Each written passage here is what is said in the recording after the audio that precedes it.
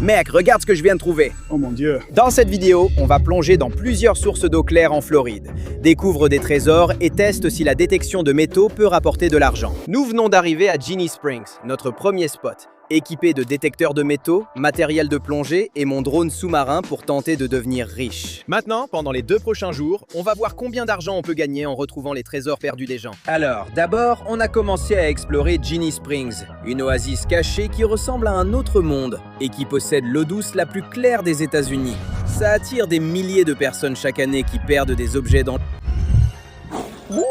Avant de vraiment utiliser le détecteur de métaux, on a déjà trouvé un débardeur, une bouteille en verre, une chaussette, des lunettes de plongée et d'autres objets sans valeur. Après un rapide repérage, j'ai sorti ces lunettes de plongée. Nuève, c'est environ 20 $. Je pense qu'on peut en tirer au moins quelques dollars. Je ne me ferai pas trop d'illusions. Tu es sérieux? Allez, elles sont bien celles-là. Elles sont restées sous l'eau des années. Tu penses vraiment qu'on ne va pas gagner d'argent en faisant ça? Aucune chance. Nous sommes à un signal de richesse inimaginable, Ronan. J'ai vu des dizaines de vidéos YouTube de gens dénicher des objets incroyables ici. Une seule découverte, une pièce ou une relique, peut rendre riche. Moi et les gars avons commencé à détecter près de la source quand j'ai reçu mon premier signal. Comme vous pouvez le voir, le processus est assez simple.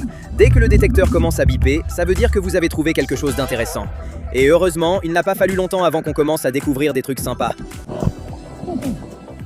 Je viens de trouver cette vieille bouteille et il y a Bacardi écrit dessus. Ça semble vraiment ancien, comme si ça venait des années 1920. Oui, ça pourrait être ancien. Laisse-moi voir. C'est qui ce Ronan?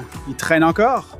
Ronan! C'est quoi ce Sigma? Puis, peu après, j'ai reçu un autre signal. Alors, avec l'adrénaline au maximum, j'ai creusé anxieusement pendant 5 minutes, jusqu'à ce que je le découvre enfin.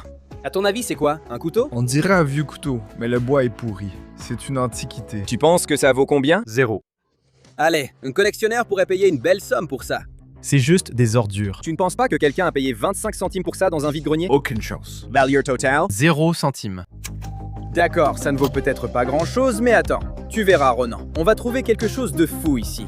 Après 5 heures, on a trouvé environ 23 $ de trucs. Finalement, on ne trouvait que des capsules de bouteilles. Avec nos tubas, la détection de métaux était possible jusqu'à 1,5 à 2 mètres de profondeur. Alors on va démarrer ce système de plongée Blue, qui va nous permettre de chercher à 6 mètres de profondeur et de passer à la vitesse supérieure. Nous avons plongé dans une zone plus profonde de la source reliée à la rivière Santa Fe, espérant trouver un objet précieux déposé ou recouvert lors des récentes inondations dans le nord de la Floride. Après nous être relayés pour fouiller minutieusement le sable de fond en comble, nous avons trouvé une médaille de natation des années 80, une bille usée et une vieille pile. Au fil du temps, les garçons ont perdu leur motivation. J'ai l'impression que tu ne prends pas ce défi au sérieux. Mec, je crois avoir trouvé un skibidi toilet. Il a passé la journée sur TikTok sans rien faire ni aider une seule fois. J'ai des doutes sur cette équipe actuelle. L'équipe TikTok. On perd du temps. J'ai tout donné toute la journée. Et vous traînez ici à regarder du grain se solidifier. Qui s'amuse de plus? Tu fais quoi? Je cherche un trésor. Voilà le rêve américain. Avant, le rêve américain était différent. Maintenant, il s'agit d'acheter des NFT. Laisse-moi t'en parler.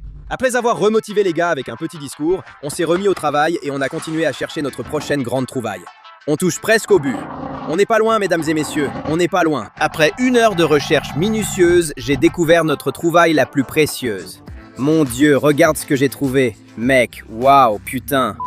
Qu'est-ce que tu as à dire maintenant, Ronan? On ferait mieux de la faire estimer. Cette pièce pourrait valoir entre 25 centimes et 1 million de dollars. Après recherche, nous avons découvert qu'il s'agissait d'un quart de dollar Barber de 1893, vendu jusqu'à 100 $. Après avoir fouillé presque toute la source, j'ai choisi d'utiliser mon sous-marin radiocommandé pour explorer le dernier lieu non vérifié, Devil's Eye. Le sous-marin est prêt, regardez. Enfin, nous arrivons à faire en sorte que le sous-marin serve vraiment à une quête. Maintenant, voyons si nous pouvons repérer des objets perdus ici en bas. Ronan, tu joues aux auto-tamponneuses. Ne t'en fais pas, il a déjà affronté pire. S'il y a un trésor dans cette grotte, le sous-marin le trouvera. Qu'en penses-tu, Ronan? Je ne sais pas, mec. Personne ne descend là-bas. Comment quelqu'un pourrait-il perdre quelque chose? La crue l'emporterait dans la caverne. Bah oui. Après 30 minutes de recherche, nous n'avons rien trouvé. Le parc ferme bientôt. Rangeons nos affaires, regroupons-nous et cherchons ailleurs demain. Puis, tôt le lendemain matin, nous avons marché profondément dans la forêt pour explorer un endroit isolé que peu de gens connaissent. Nous venons d'arriver à notre deuxième emplacement, qu'un autre chasseur de trésors m'a recommandé. Comme vous le voyez, nous ne cherchons plus dans un lieu de baignade public, mais dans la nature sauvage de Floride, avec le risque d'alligators, de mocassins d'eau et de veuves noires. Il faudra donc être très vigilant. Nous avons commencé à explorer cette rivière claire, espérant trouver de vieux objets de valeur ou autre chose charriés par l'ouragan Debby. Observez cette rue, il est difficile de distinguer la fin de la route et le début du golfe du Mexique. Et il n'a pas fallu longtemps avant que nous commencions à trouver des objets intéressants. Comme un fragment de lanterne du début des années 1900, une partie d'un vieil harmonica oublié ici depuis des décennies, et un petit flacon de médicaments en verre presque intact après tout ce temps. C'est de ça que je parle. Ça, c'est bien. Je croyais que ce serait facile, mais c'est dur. J'ai des poids pour ne pas flotter, mais je coule. Il y a des insectes partout, sûrement des alligators proches. C'est la vidéo la plus éprouvante qu'on ait faite. Malgré des difficultés, je ne suis pas venu ici pour 30 $ de trucs. Je refuse donc d'abandonner tant qu'on n'a pas trouvé quelque chose de légendaire.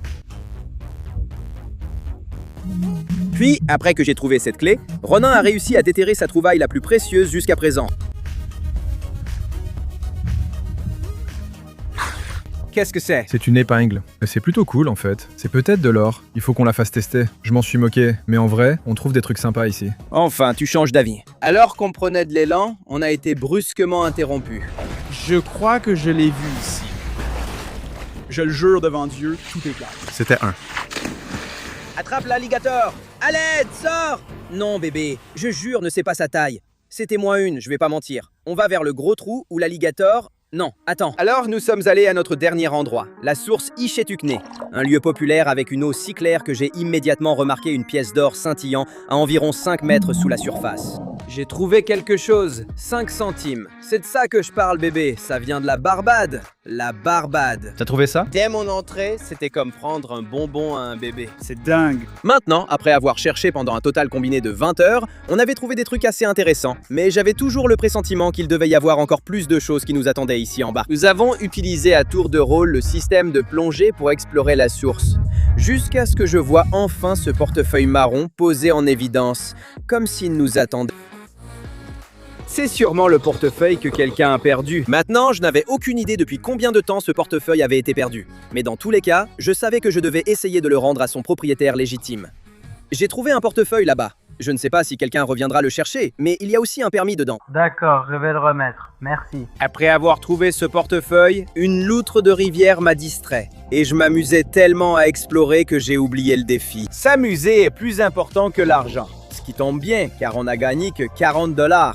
Mais le jour où on touchera le jackpot, le voyage sera encore meilleur.